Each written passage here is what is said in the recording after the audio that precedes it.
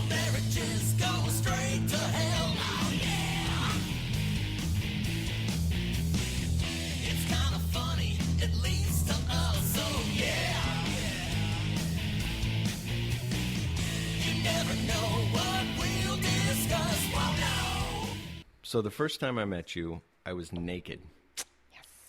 And so Joe goes, hey, you should meet my... Now, did I meet you at TJ Maxx first, or... I think you did. I'm not sure. So I think so. Maybe no. Because then I got a job later, and then you met. I was working the service desk.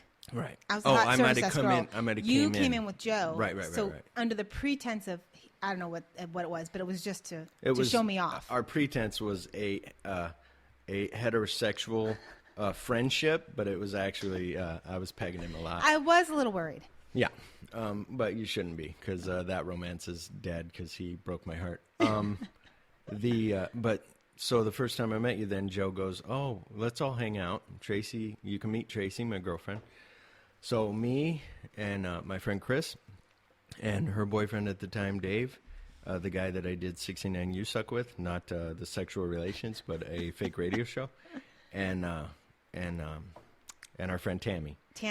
And so so we all go over, and Joe goes, hey, my mom's got this community pool that we can all swim in, go swimming. So we go, okay. So we all brought we didn't bring swim trunks. I thought we did, but no. So we all show up, and we're like, well, let's go swimming. And you guys are just sitting there in your clothes. We all get totally naked. I'm standing behind a pole, because you can't see me because I'm so skinny.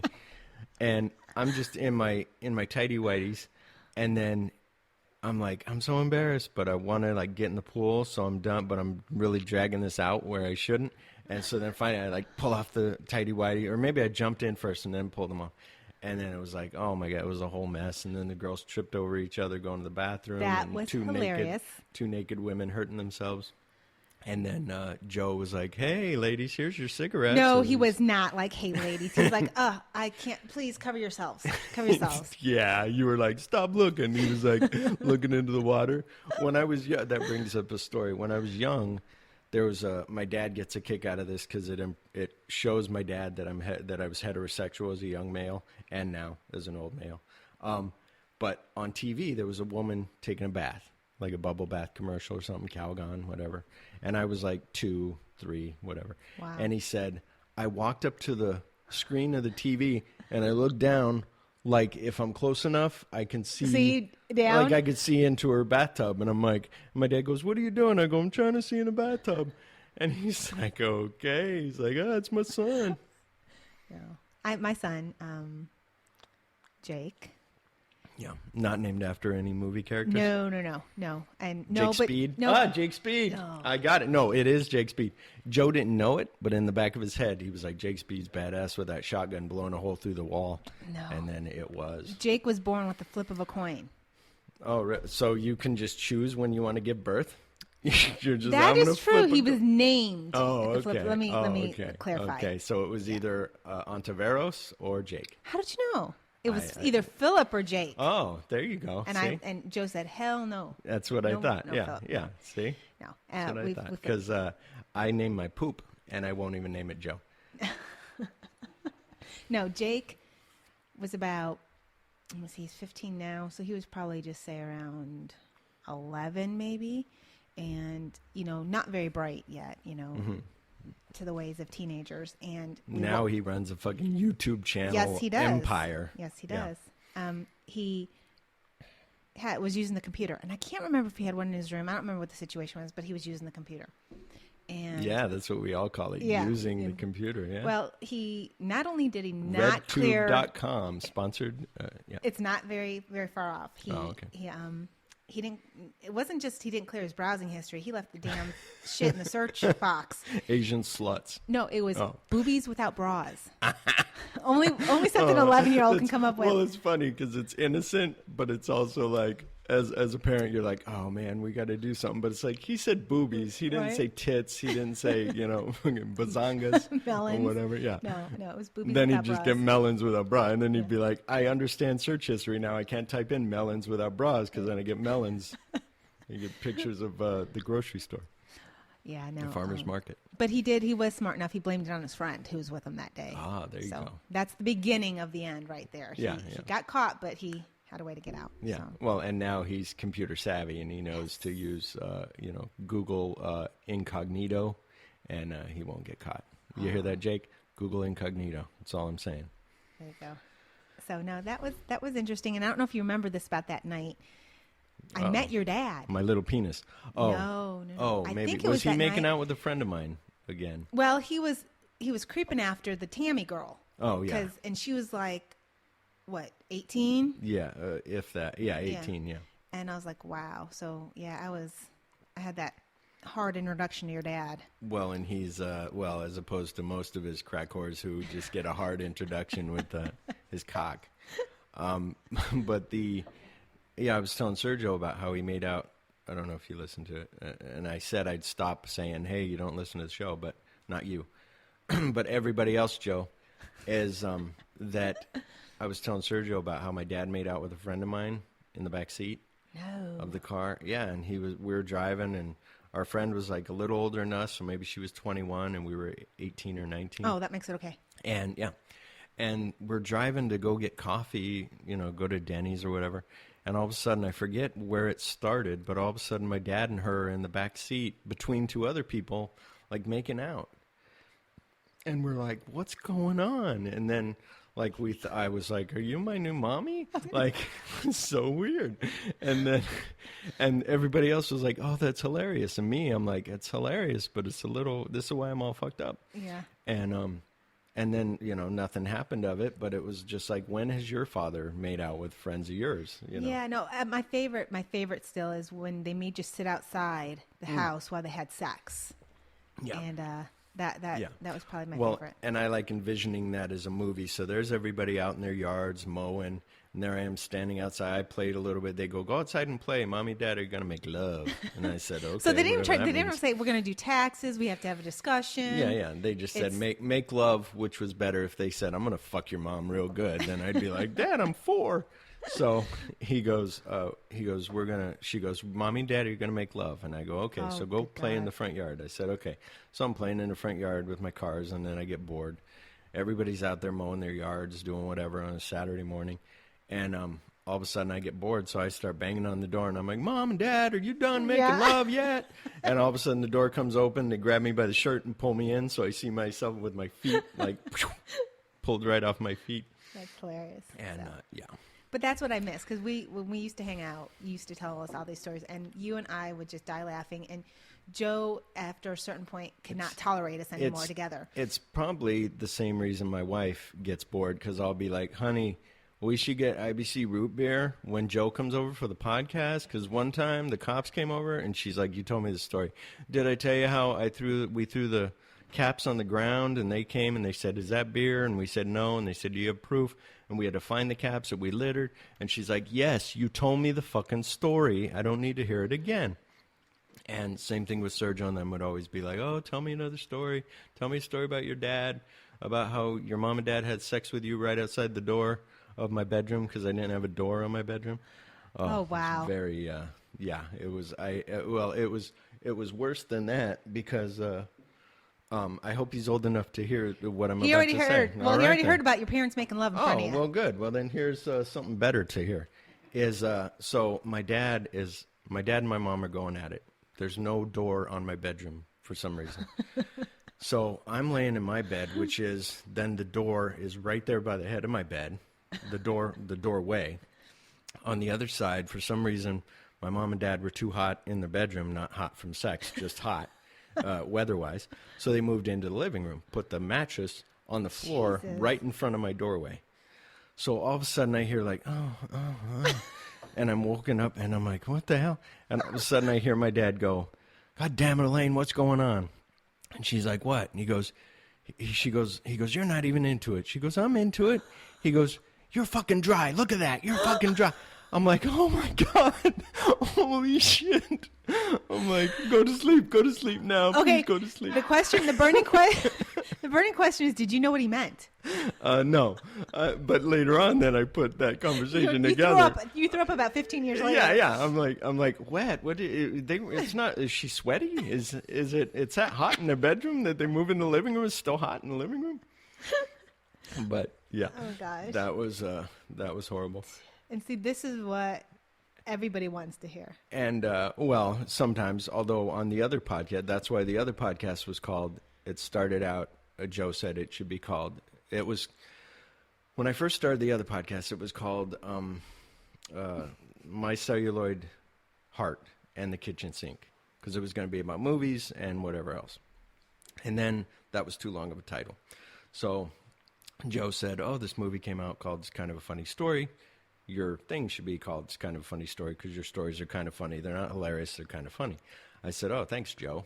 And so we put that up, and that's what I called it. And then all of a sudden I said, well, let's change it to It's Kind of Funny Podcast. And so then we did that. And then I stopped doing the other one. And then Sergio and I met Kevin Smith, and that was cool. And then I started this other one later.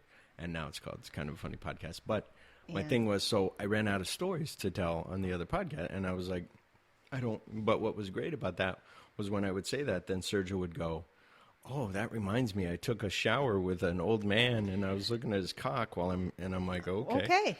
And he's like, and I was in a hot tub once and this guy tried to flirt with me and was like trying to make the moves. And he's like, and I'm like, okay. But all these things, Sergio's like, I never even thought of that. Oh my gosh. No, it kind of, it sparks memories and things like that. So, but, see, I had a very vanilla childhood. I didn't have.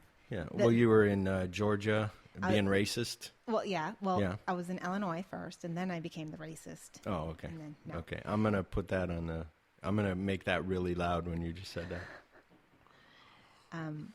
I think the only thing that I ever experienced that was kind of odd, and we were at a rest three-way? stop. No. With a hobo? No. At a rest stop? That sounds better. Let's go with that. Yeah. Okay. Tell me that story. I was at a rest stop with I'll fill you in. Yeah.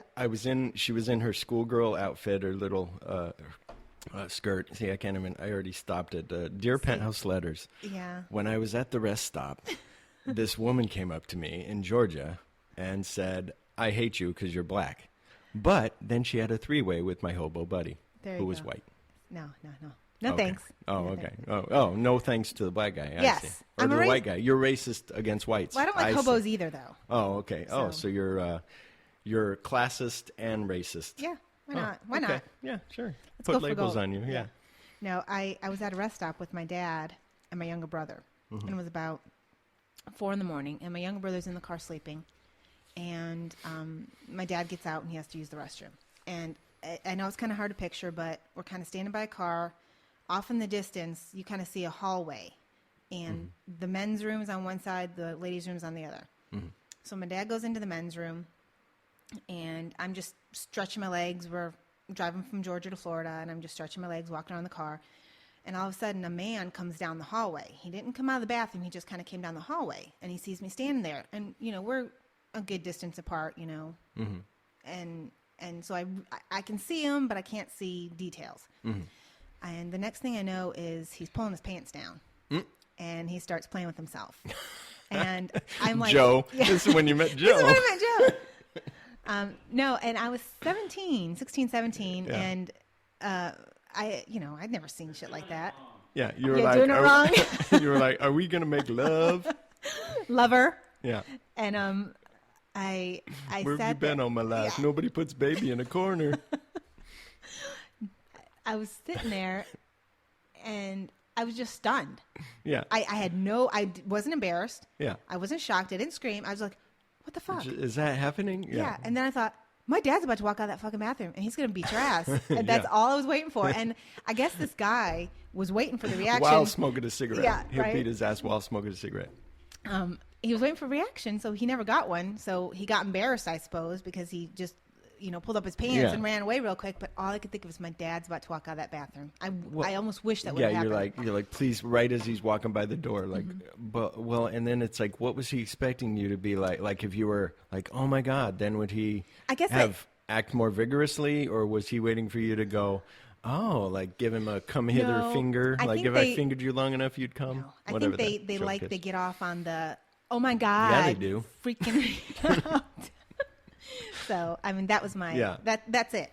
18 years, that's it. Well, and that's when I got held up at gunpoint, that was my kind of reaction was I didn't think like fight or flight or nothing because maybe I'm that guy, which I'll tell you in a minute. But I'm sitting there and these guys come over and they're pulling on masks. I'm at a payphone.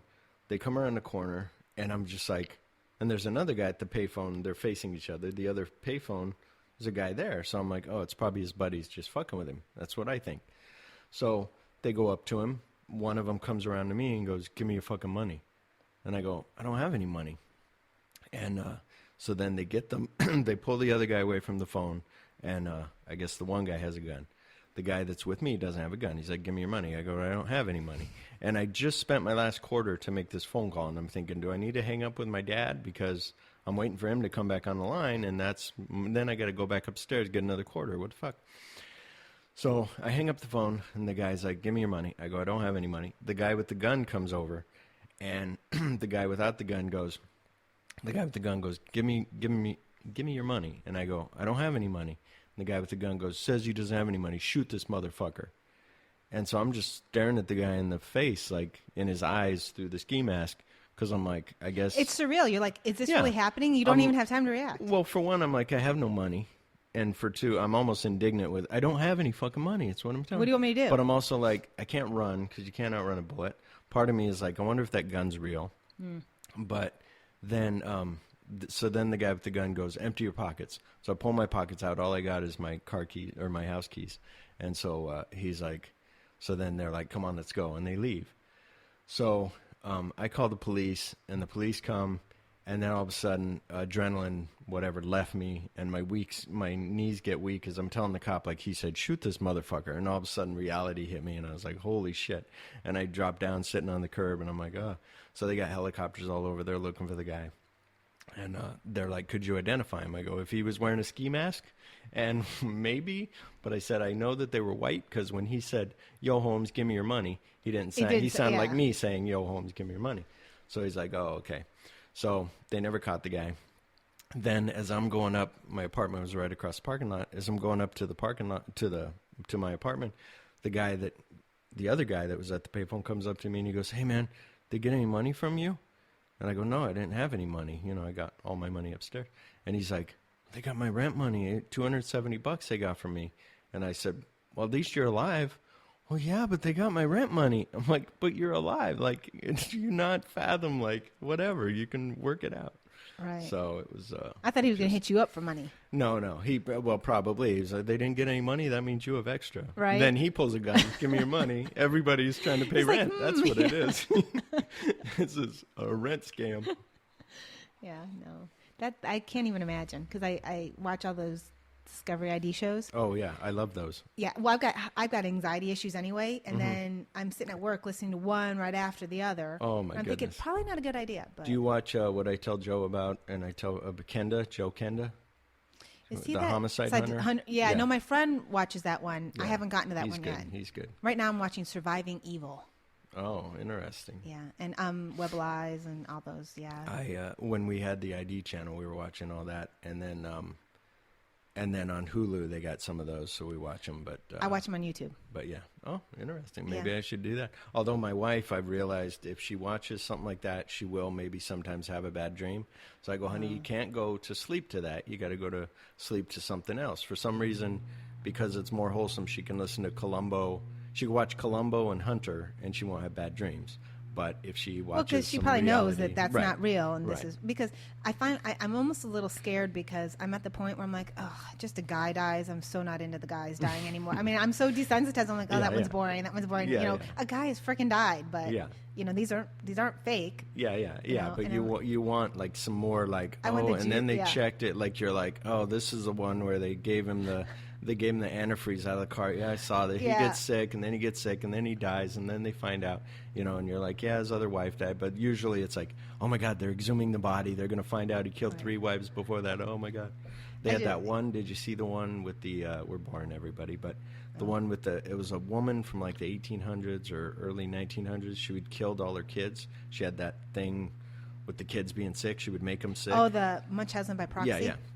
she'd make them sick, but then she'd kill them to get sympathy, and then she'd have another baby, and then she'd kill them, and she just kept I think I going. kind of remember something about that, but And there was a good. I'm sorry to cut you off. No, There that's was it just made me. Joe and I listened to Radio Lab. I don't know if you listen to that, but they had one on there about. It was all about diseases and epidemics that happened, and it was about Typhoid Mary. Typhoid. Typhoid. She got sick at the Thai food place. She was like, never again. Typhoid Mary. And that was a good one because she had like made people sick and then went and did, kept making people sick. And then they put her on like this island. And anyway, it was pretty cool. Didn't they institutionalize her first and she was pissed? Yeah, well, they put her in this place and then they were like, oh, she's better.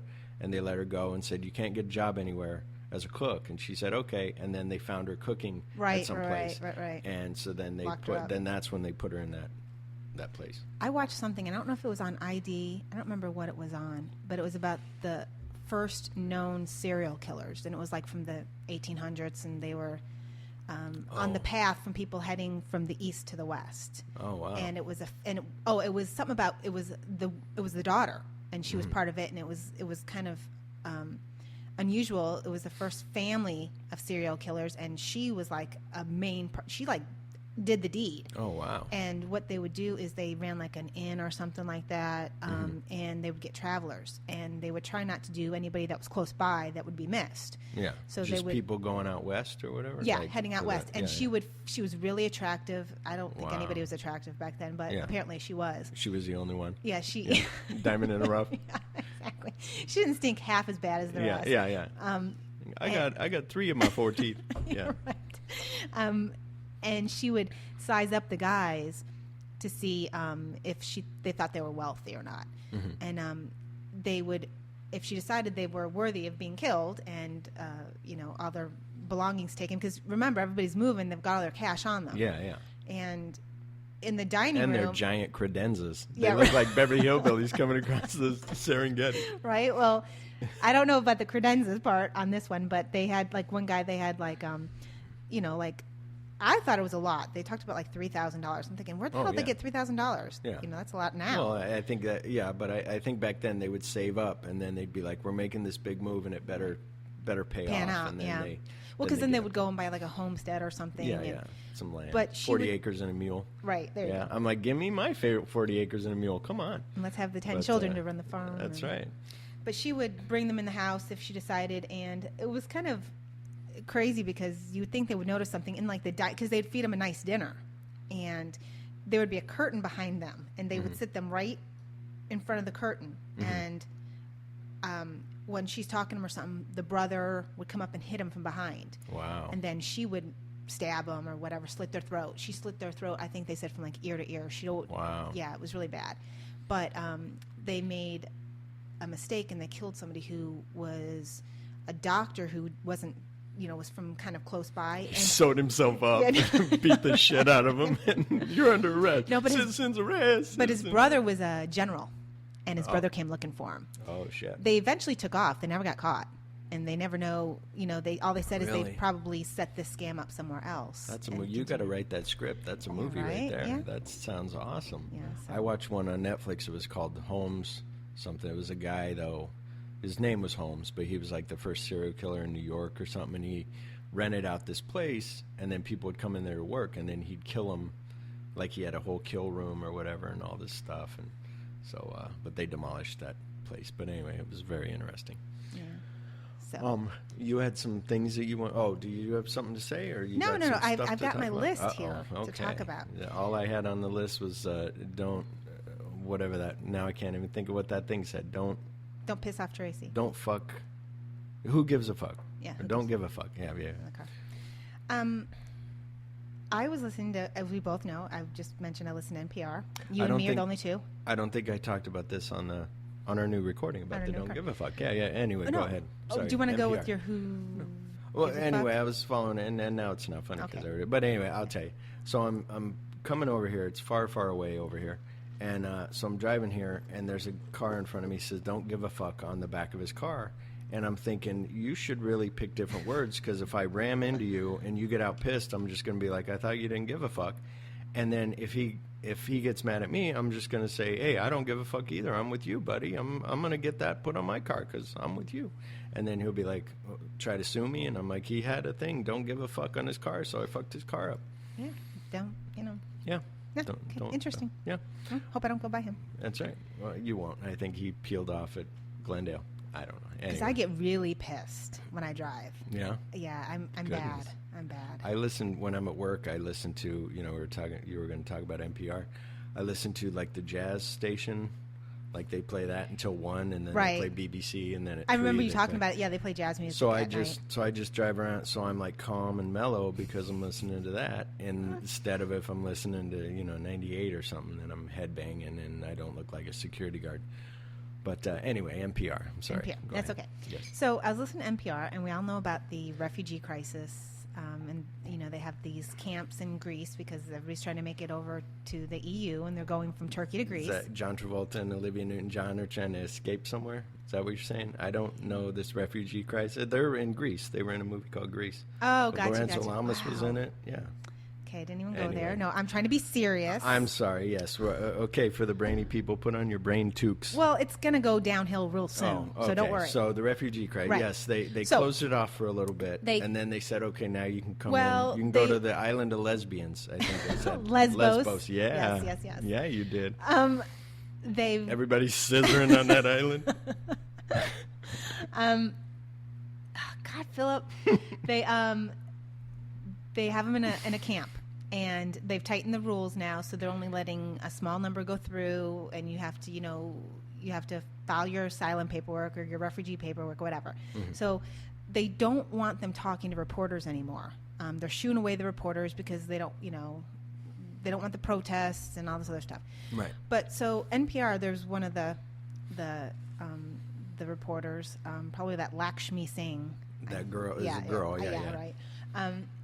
She says, she calls this Syrian girl or woman on the phone, and they talk. I'm thinking, first thing that pops in my head is not poor living conditions. I'm like, who the fuck's paying her cell phone bill? She's in a freaking refugee camp. Yeah. How is she getting her cell phone paid? Yeah. And Joe just looked at me like, what? But I'm thinking, did they have a direct debit? Did they obviously have money? Does she have, is her cell phone covered like for in Syria, or is it here? Yeah. And like, is it like I get my things from T-Mobile, do you want to pay now? Yeah. Like she's just like, okay, she's like, yeah, times are tough. I got my Gucci slippers on and it's very painful. Well, I don't want to say that, I think a lot of them, I know they're talking about a lot of them coming over for economic reasons, but. Well, and it's the living problems that's the main thing. Right. So it's like. They're not poor necessarily. Well, it's like, so you're saying if a tornado came through here and ripped up your house, and then you had to go to some homeless shelter for a day, and you're on your phone, I should be like, who the fuck's paying for her phone? She doesn't have a home. What the fuck? No. What I'm saying is how do you do it? Are you just, obviously you still have a bank account somewhere. Right. Probably. I'm just talking about the logistics, not that she shouldn't be able to pay her phone bill. Oh, okay. I'm just saying, But- how do you do that? I would think it would work. You use your Apple thumbprint. You do that, whatever. I don't it's know. just, it's But, weird yeah, because yeah. back in the day, it's like, you think of a refugee camp as they're Yeah. poor Yeah, and they have this no- and that. They yeah. have nothing, and they're all sitting on their. I think you're getting refugee camp mixed with concentration camps because they don't want you to call the outside in a concentration camp. If the Jews could have called and been like, hey, dude, let me go, then somebody'd be like, hey, something's going on over here. Let's check this out. No. What I do love, speaking of concentration camps, is when they opened up, when they freed out Auschwitz, whatever it's called, they had all the people that lived around there go through there to see what was going on. Because everybody was like, it smells like burning flesh, but oh well. Like, how do you not know what's going on in your town? You just walk like this. But yeah. Well, some of them were just like walking through, like they don't give a shit, and some are like crying, and some. And are I've just- actually been there. Oh really? Yeah, I went to a tour For of a Europe. racist, that's very odd. I know. Well, you're a Nazi sympathizer, and That's I'm a right. racist. So. I was going to ask you. So, what do you think about my Hitler video game? And my O.J. Simpson video game. I haven't think heard they about would- the OJ one yet. Oh yeah.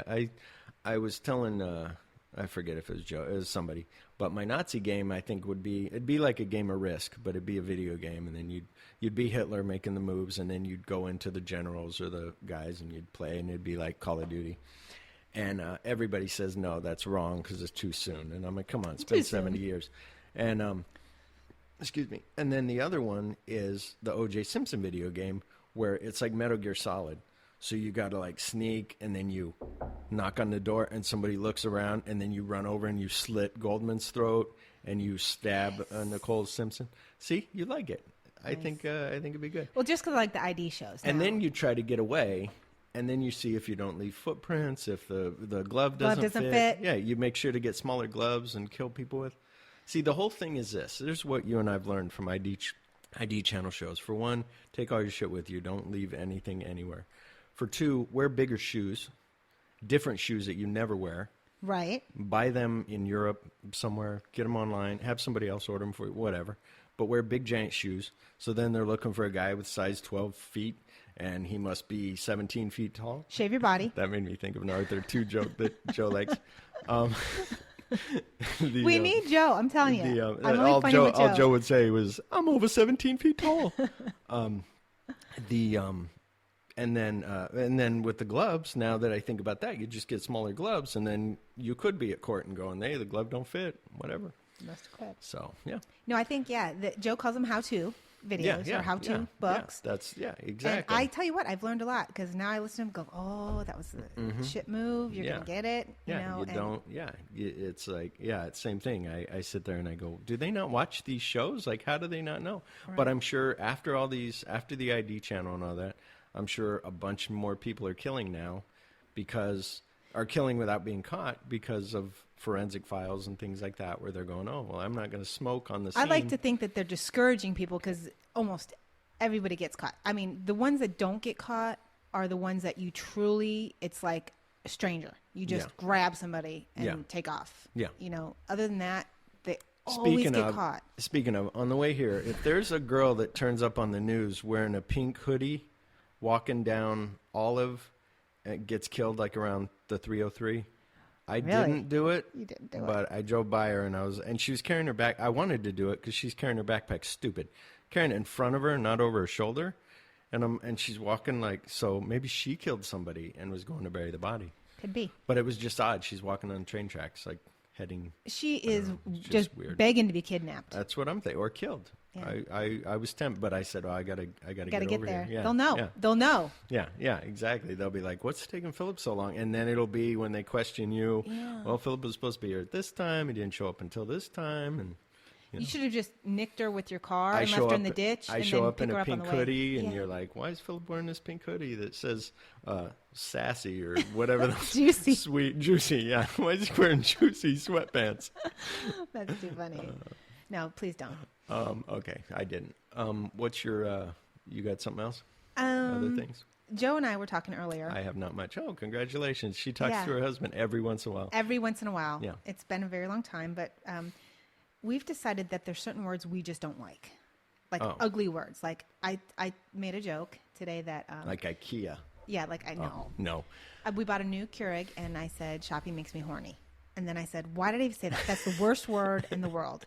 I hate that word. Yeah. And the word that Joe absolutely hates is lover. So, of course, now I'm going to say that constantly. Yeah. Well, and Joe will say, shopping makes my pussy wet. Like, that's better than it makes me horny. I said frisky, but...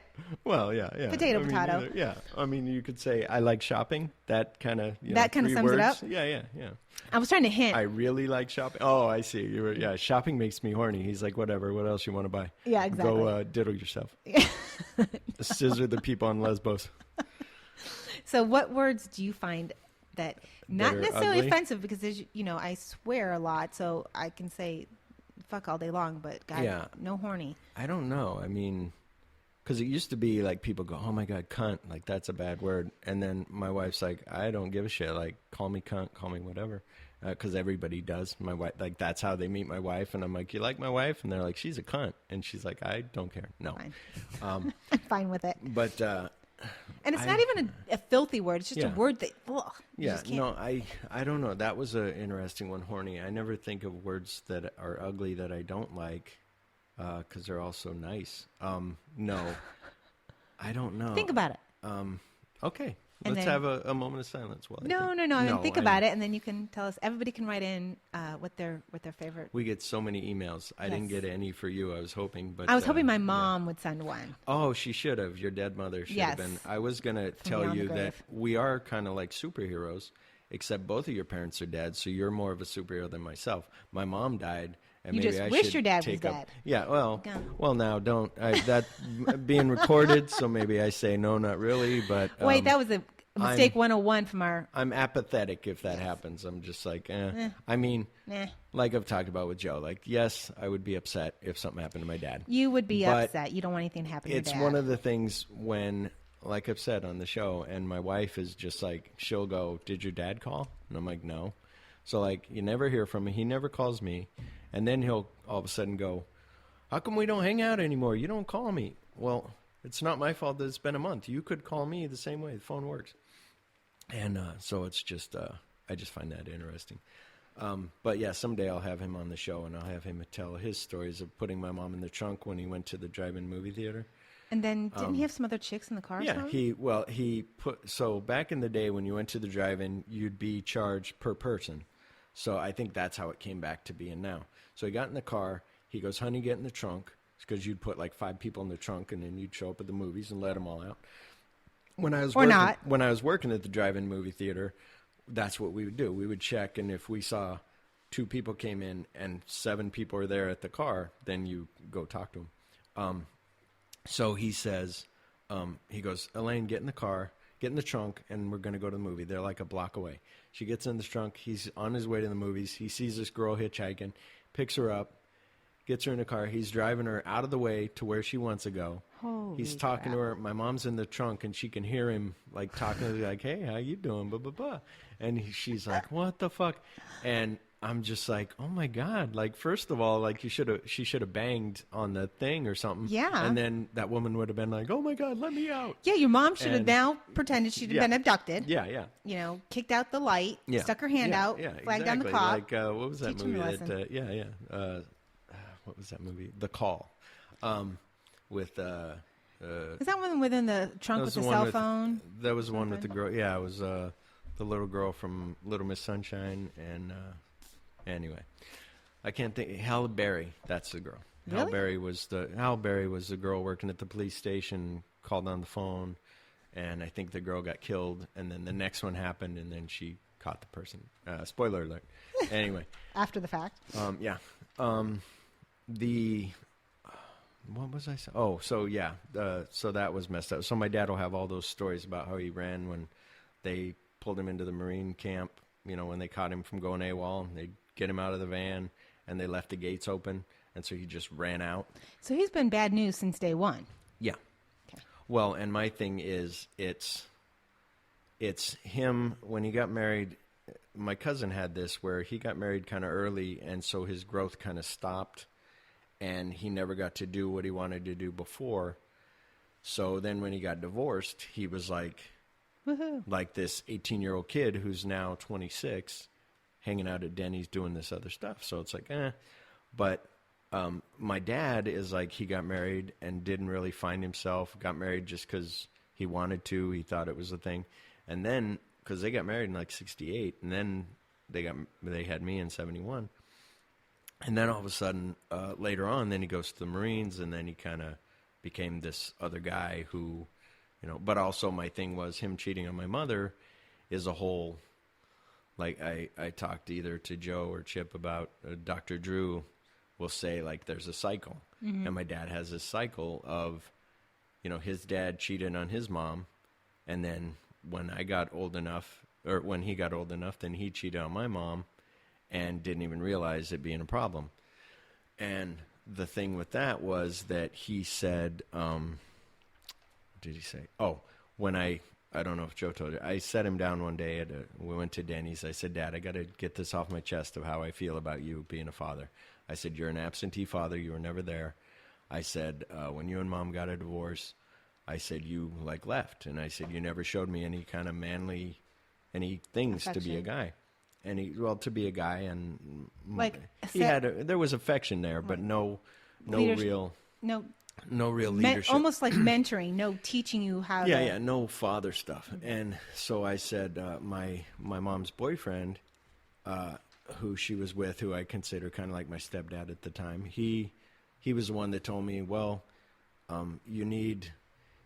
he goes, you're going to work for me this summer before my junior year or before my senior year, one of those. He goes, you're going to work for me on the weekends doing yard work, out driving around getting paid. And I said, oh, how much do I get paid? He goes, you get the food in your belly and the roof over your head. That's what you get. And at the time, I was like, motherfucker, what the fuck? You're not my dad. Who the fuck are you to tell me that? But I'm living in his house, so I'm like, okay, I'll do it. So I go ahead and work with him. And later on, when I think about that conversation, that's the truth. Like, you get the food you're getting a roof over your head and food in your belly. And if I want you to work for me, you'll work for me, because you're helping to pay the bills when I get the money. So, so it was one of those where I told my dad, I go, he taught me more stuff than you ever did.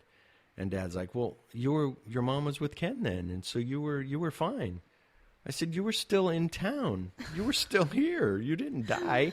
I said, you could have easily come out and hung out with me and had us go do stuff. Well, Ken was a relief pitcher. And so. yeah, exactly. And his baseball talk, you lost me.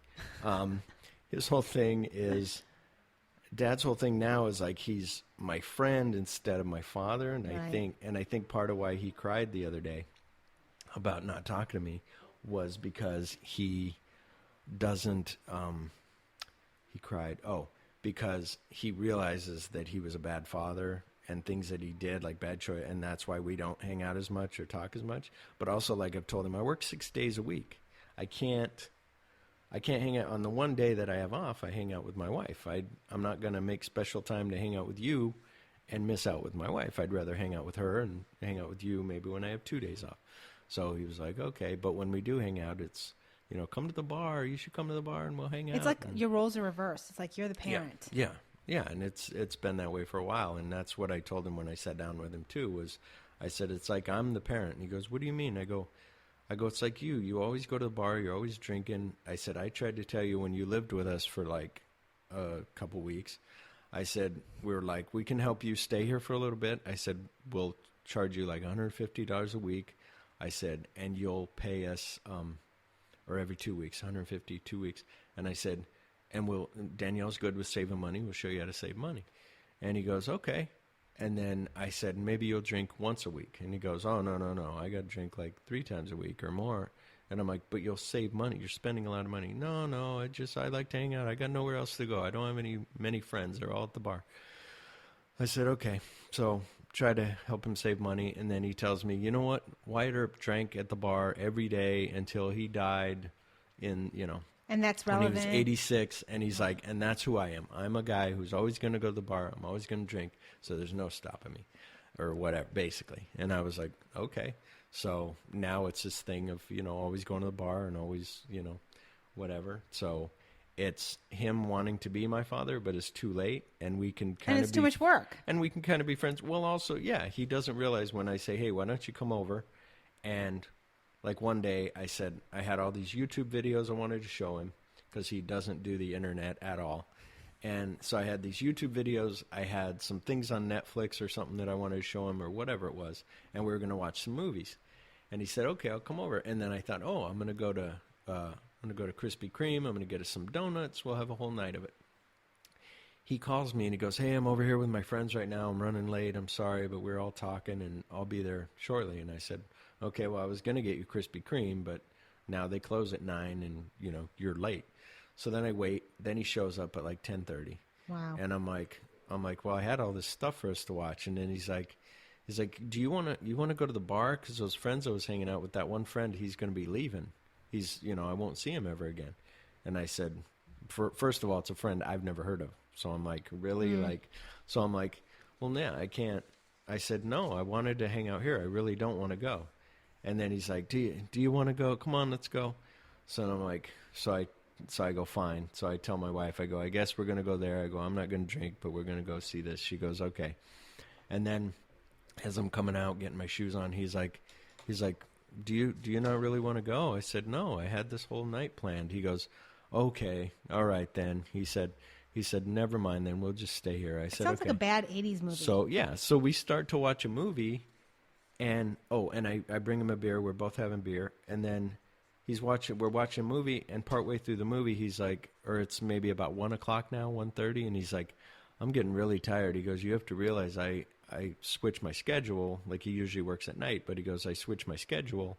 And so I'm getting tired now because I woke up early today. And I'm thinking, okay, but I'm also thinking it's 1:30, bars close at 2. So I'm like, I go, okay. I said, well, go ahead then. And he's like, so I'm going to go. I said, all right. So he left. And then he called, how do I get out of your place? I don't have a code to get out of this fucking apartment, blah, blah, blah. So I give him that. Then next thing I know, he calls me. Yeah, I got over here, and I just caught him right as they were leaving the bar. And so we talked a little bit, and he goes, then I went over to my other bar, and I'm going to have some beer. And so then later on, I met him at, there's an old, like an old coffee place. It's like you know how they used to have the RX drugstores that you could also have coffee at, right. Have a little thing. So they have that down on Central in Virginia, or 7th Avenue, 7th Street in Virginia, here in Phoenix. Anyway, so we met there one time, and I said, let's hang out.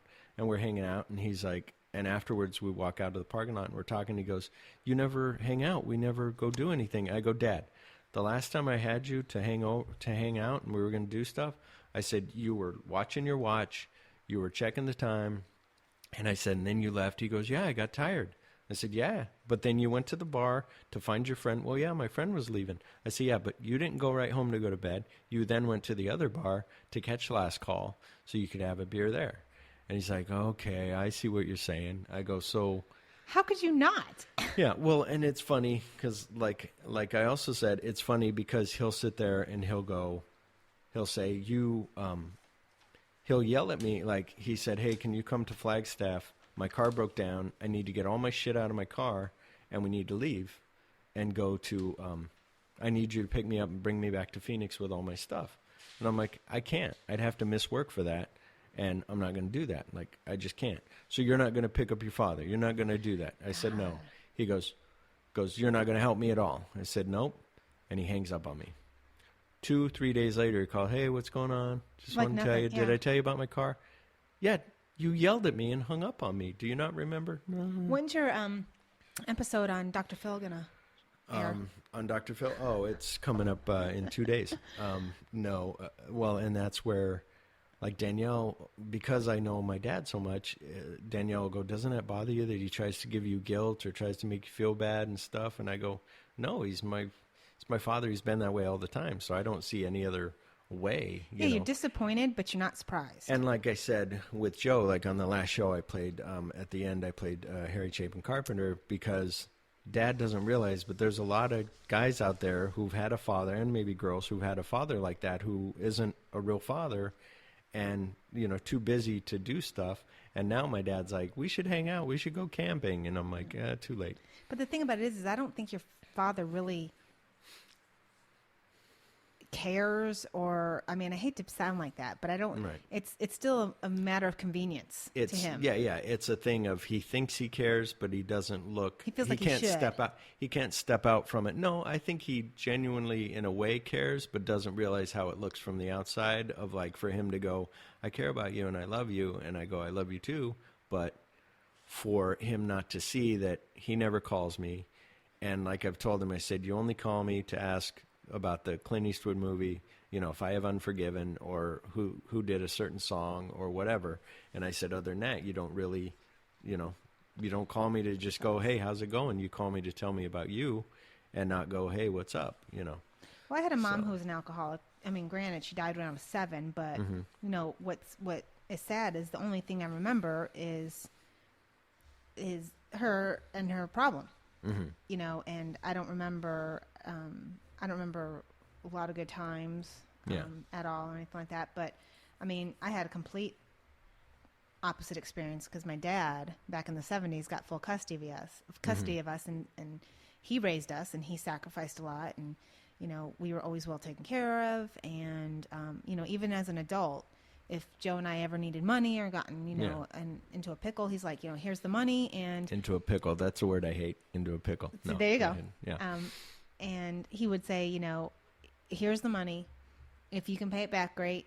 Yeah. Don't sweat it. Yeah. I don't need it. Yeah, whenever or no Yeah. ever. Yeah, no. If you can't, Yeah. that's fine Yeah. too. Yeah. And so I was, my dad had a heart attack and was sick, and he had declining health over a period of 20 years, and he did get on my freaking nerves. Yeah. But, I will say, no matter what, my dad was always there for me. Yeah. And my brothers. Yeah. And so, I mean, just to hear you talk, I was like, I don't understand whatsoever. Except that, like I said, if my mom, I think I'm better off that my mom did die. Yeah. Oh, wow. Because- You hear that, Mom? You hear Well, that? Or wherever you are, Mom? Because Yeah? otherwise I'd No, have yeah. these kind of... Right. you know. Well, it's like, for instance, Danielle kind of has stories like you, except she was older when this happened, but her mom was addicted to heroin. Wow. And her blood mother, which she doesn't call mother. She's just like, my stepmother is my mother because that's, she's better. My egg donor? So, yeah. So she's like, she goes, my stepmother's better. She's more of a good person and all this. And her mother, when she was on heroin, she said, we'd go out to eat. And she goes, and Mom would be nodding off from the drugs. Wow. And she said, and all us kids are like, is she going to fall in her food? Is she going to... And they say it was a whole thing of maintaining her thing. Like, we had to take care of her. And it was just, she goes, so when I was 13, I was like, I'm out of here. Yeah, no, luckily for me, we were sheltered from a lot of it, but occasionally, like, I didn't know this until recently, that my dad sent my mom to rehab twice.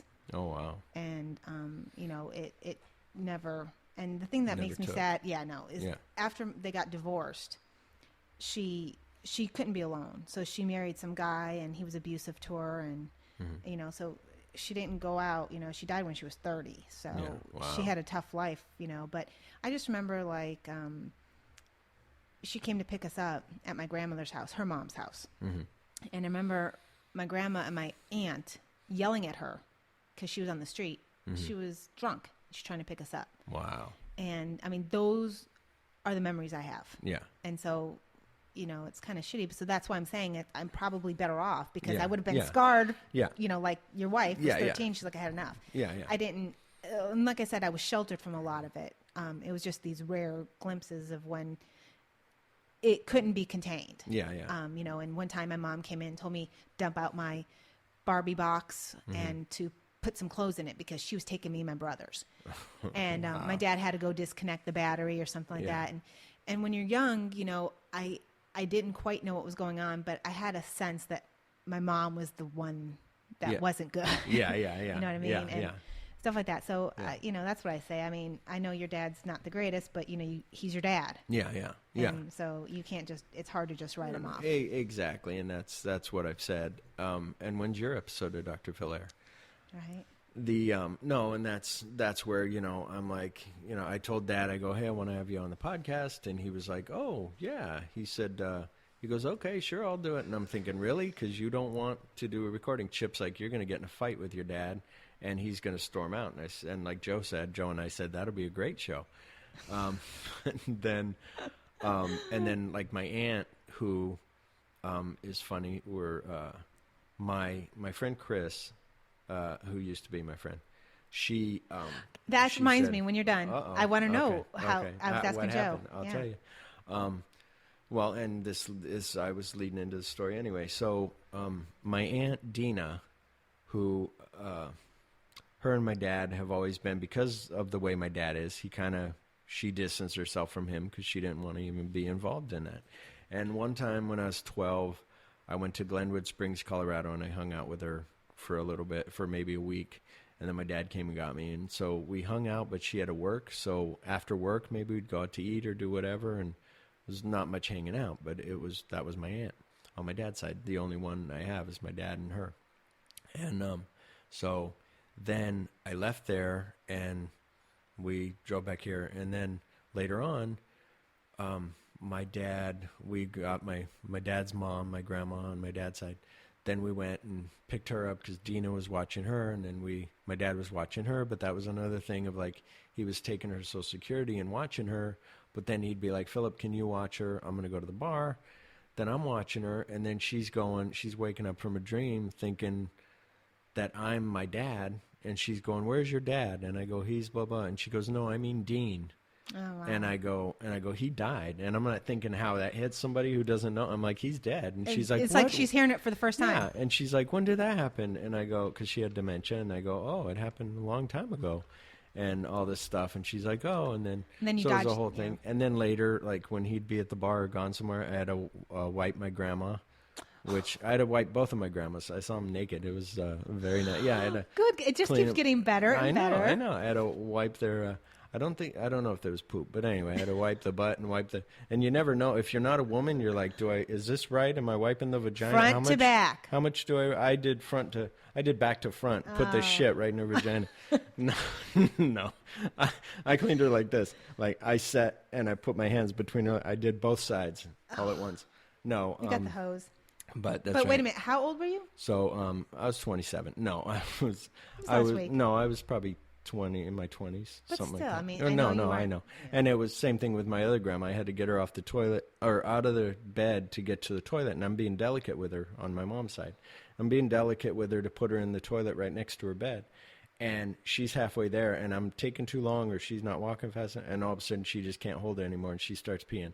And I'm like, that's okay, and she peed. Then I had to change her underwear, and I had to wipe her, and it was a whole thing that you really don't want to do with your grandparents. But No.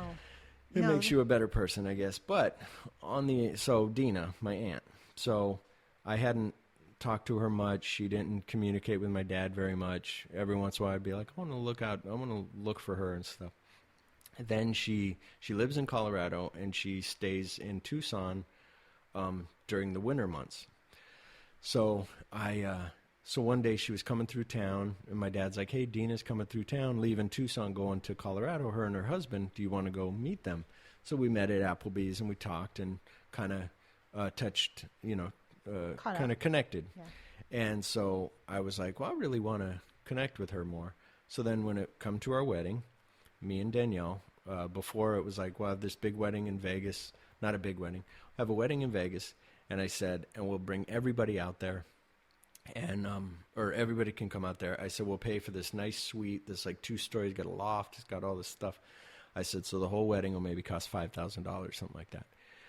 And so Danielle's like, well, how many people? And I'm like, well, I want all my friends. Like and she's like, and so then we had to figure we got to have so many people to invite. So then we're telling Chris. And Chris is like, and Chris and Danielle were talking all the time. Everything was fine. But Danielle would send her picture. What do you think about this dress? And Chris would just go, it's ugly. Not for me, whatever.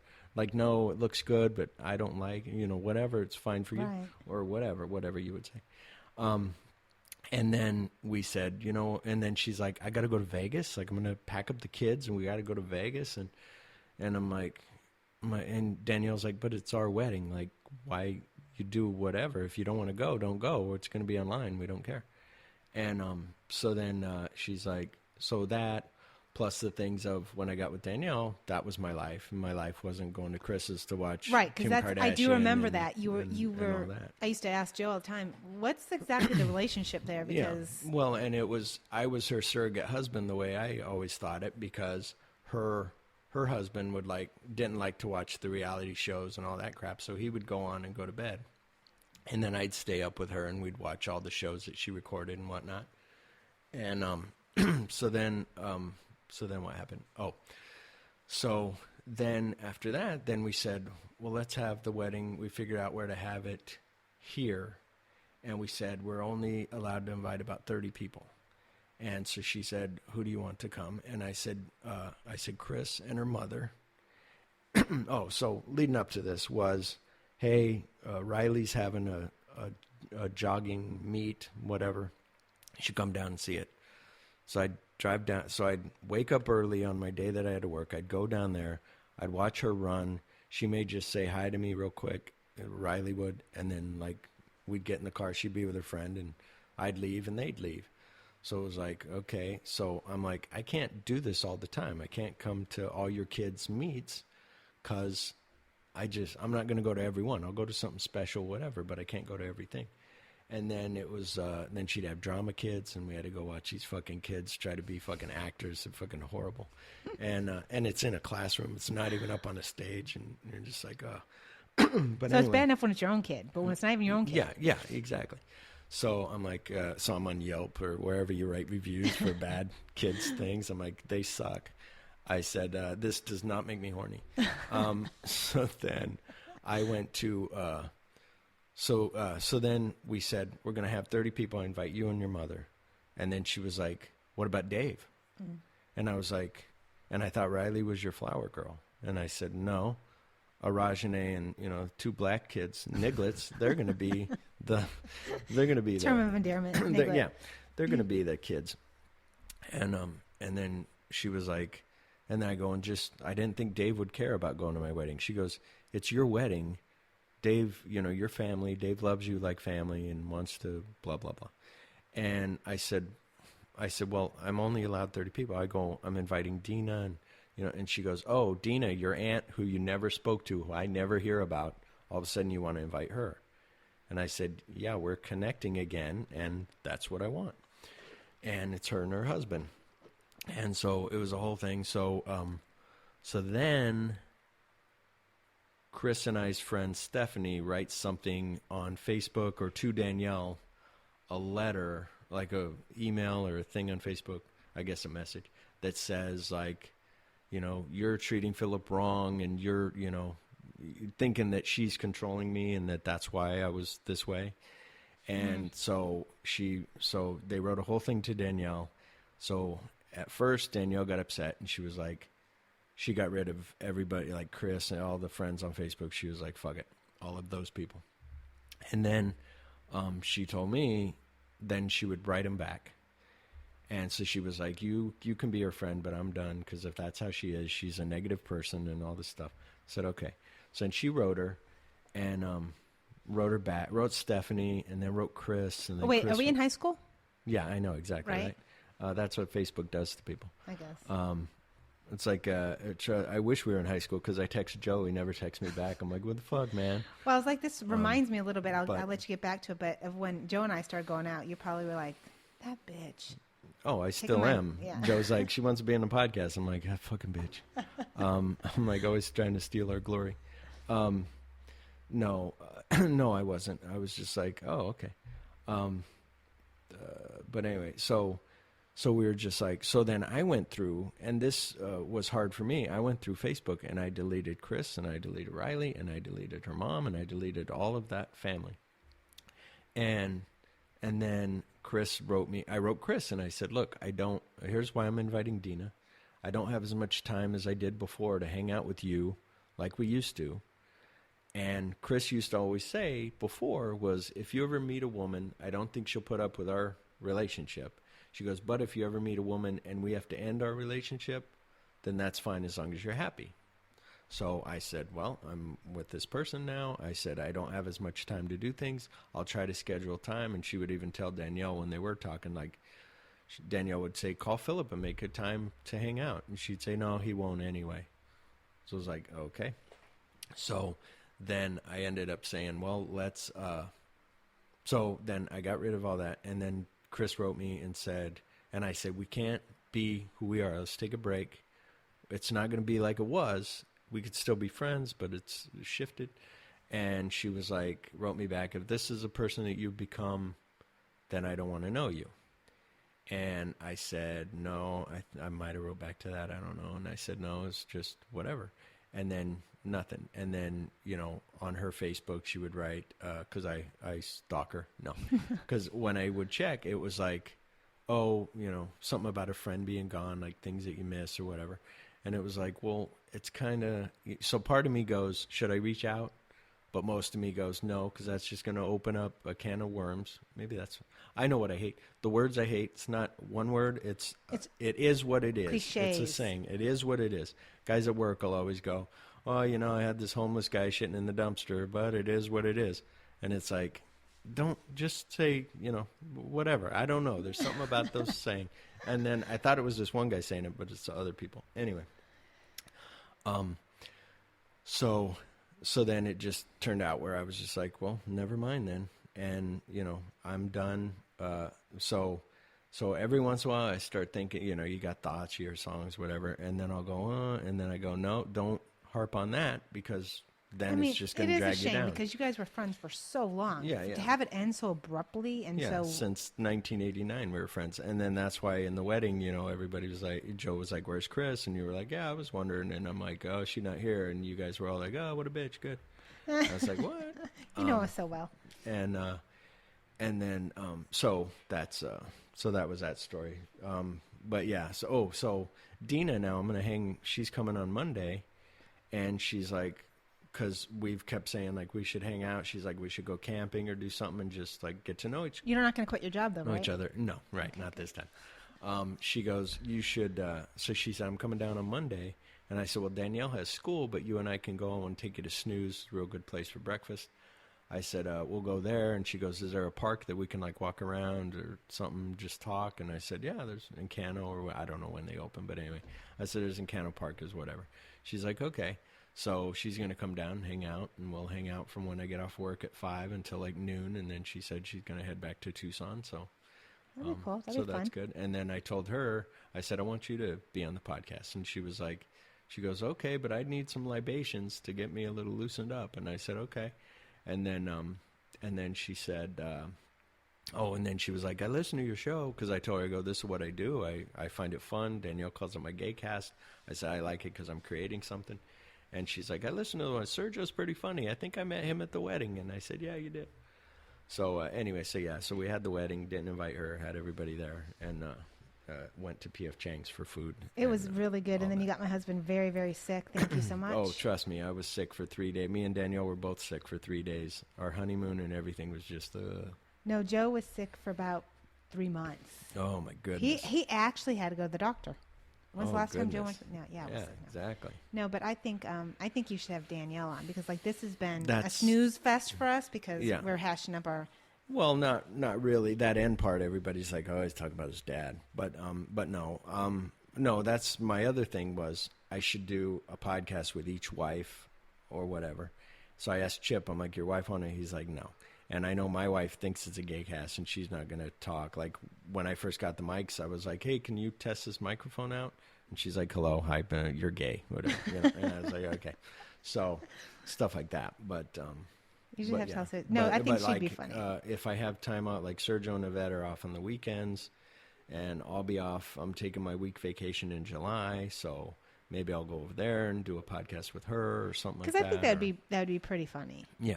Because I think, like I told you, I like listening to podcasts with Joe because he's not a super social person. Yeah, yeah. And you kind of force him to talk. Yeah, not a hugger. Yeah, exactly. His autobiography, not a hugger. So I like listening to him because he can be, I think, both of you together. Mm-hmm. But you kind of bring out the best in each other, and he's got that dry humor. Yeah. And you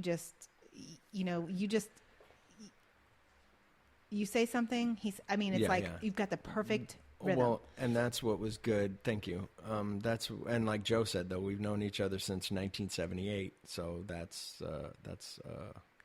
what, 38 years. Very long time. Wow.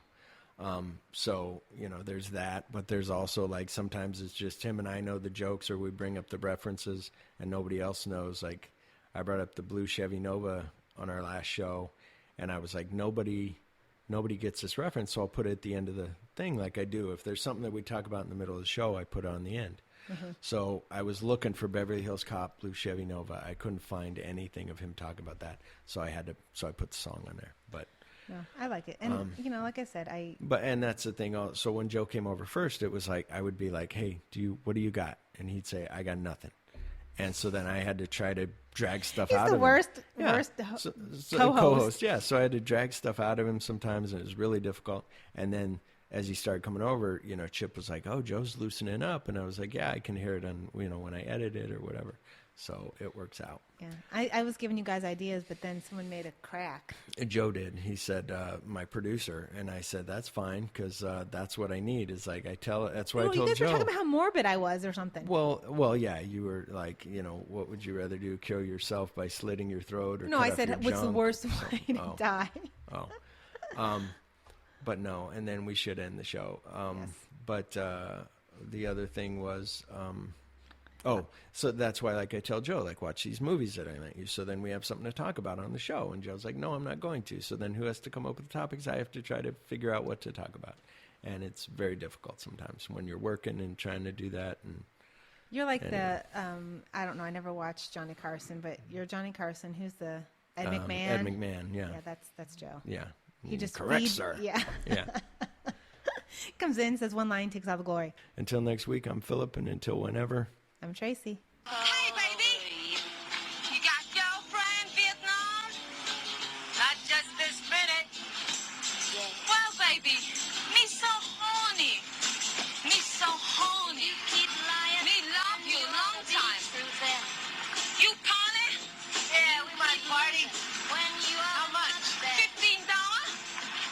$15 for both of us. No, each you $15.